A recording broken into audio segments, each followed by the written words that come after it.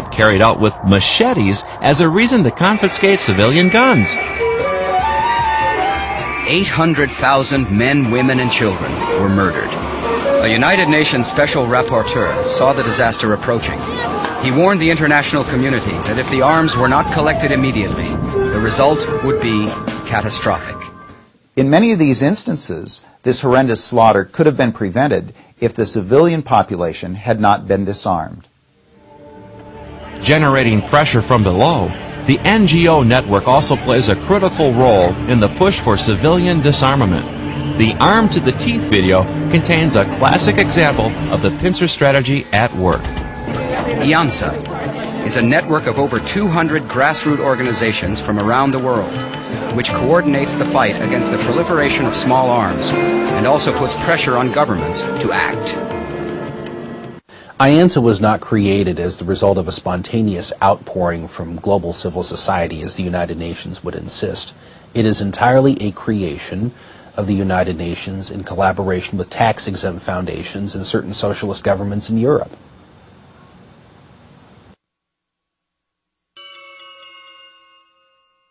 Revolutionary strategists have long recognized that a crisis can facilitate a major change in political arrangements. Among the useful crises, war, or the threat of war, has always topped their list. The threat of environmental catastrophe is still another crisis being used to persuade Americans to accept a revolution in world political arrangements.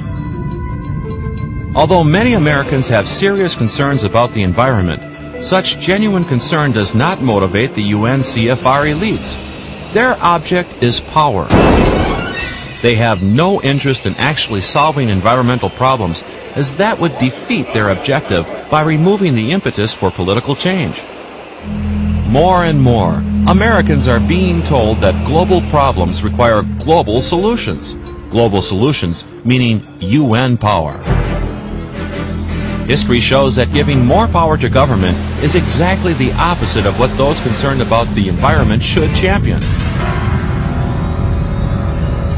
The most spectacular examples of environmental destruction are those that took place under state control in the former Soviet Union and in its colonies. And it seems to me that people who are genuinely concerned about environmental protection should understand that the last thing we would want to do if we want to protect the environment is to turn over total power to a political elite that can despoil the environment without sanction. By contrast, the best protectors of the environment are private property owners, simply because they have a vested interest. Thousands of years ago, Aristotle pointed out that that which is owned by everyone is equally neglected by all alike. And of course, that principle applies to the question of environmental protection. Obviously, the people who have the greatest interest in preserving the environment are property owners, people who want to develop property to increase its value and transmit it to their own children.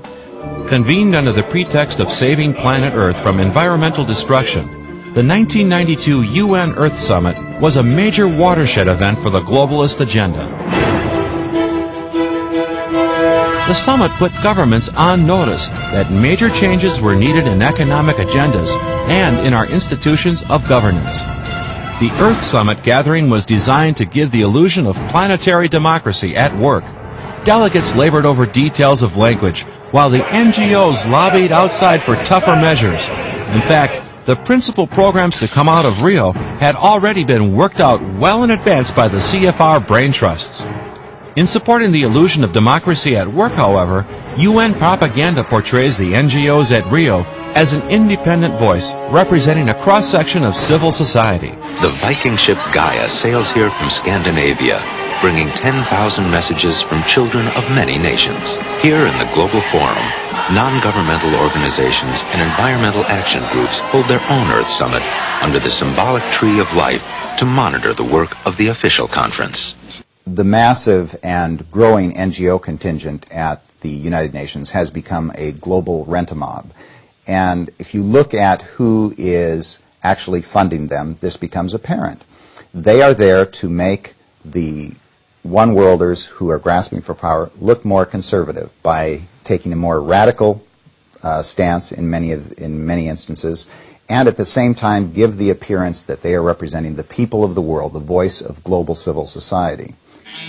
Another group found at many UN conferences are the so-called representatives of indigenous peoples. The UN gives the impression that these activists represent the genuine independent voice of their people.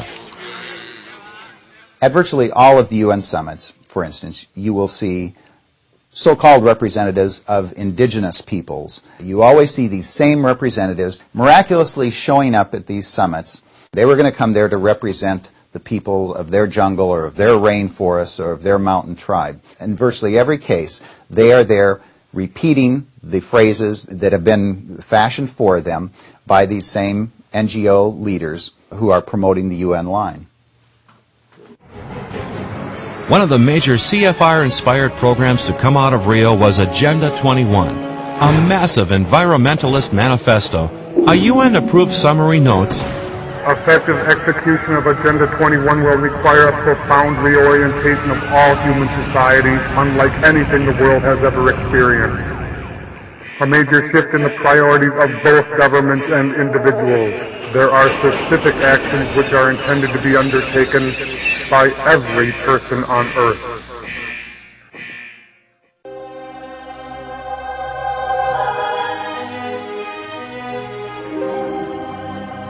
For several decades, globalists developed the idea of a permanent international criminal court with the power to try individuals. At the dawn of the 21st century, the United Nations announced specific plans to implement such a court. Proponents suggested that the demand for an ICC simply welled up in the UN General Assembly. But the Council on Foreign Relations was clearly pulling the strings. The Council on Foreign Relations' hand was very evident in the preparatory meetings for the ICC. I was at the Los Angeles conference, and Ambassador David Sheffer, member of the Council on Foreign Relations, was the keynote speaker. The chairman of the event there was also a member of the Council on Foreign Relations, as were many of the other prominent people in attendance. In addition, we see that the legal scholars like Richard Falk and others who are putting together the actual documents themselves, hammering out the wording, are also members of the Council on Foreign Relations. In 1998, the UN convened a conference in Rome to hammer out a treaty that would establish the court. Much like the Nuremberg trials dealt with Nazi officials after World War II, proponents say the ICC will provide an impartial international venue to try tyrants and other assorted threats to world peace. In Rome, a widely read NGO publication reminded conference attendees where world justice was needed most. The primary target of condemnation by both the NGOs and the delegates was the United States. The ICC summit turned into a huge Bash America fest. Each day, the official delegates who came to the rostrum, as well as the NGO representatives, denounced the United States, decried us for our supposed violations of human rights, of economic rights, of social injustice. Many of them explicitly stated that they wanted to use the ICC eventually to try U.S. citizens and U.S. officials for these perceived crimes. The final day of the conference would serve as an omen. When the minimal objections of the U.S. were defeated by the rest of the delegates, the entire assembly erupted in a display of anti-American jubilation. In that brief moment, the UN delegates passed judgment. America is the principal, if not the sole, source of evil in the world. All that remained was the sentencing. The resulting 166-page Rome Statute has been submitted to individual nations for ratification. Professor Charles Rice of Notre Dame University School of Law examined the proposal for an ICC.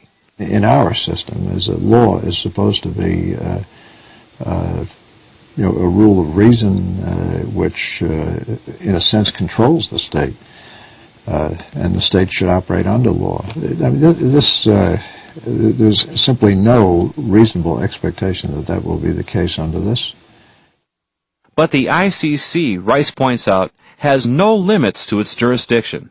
Claiming jurisdiction to try Americans for actions committed within the United States which fit their definition of these crimes, crimes against humanity, genocide, and so on.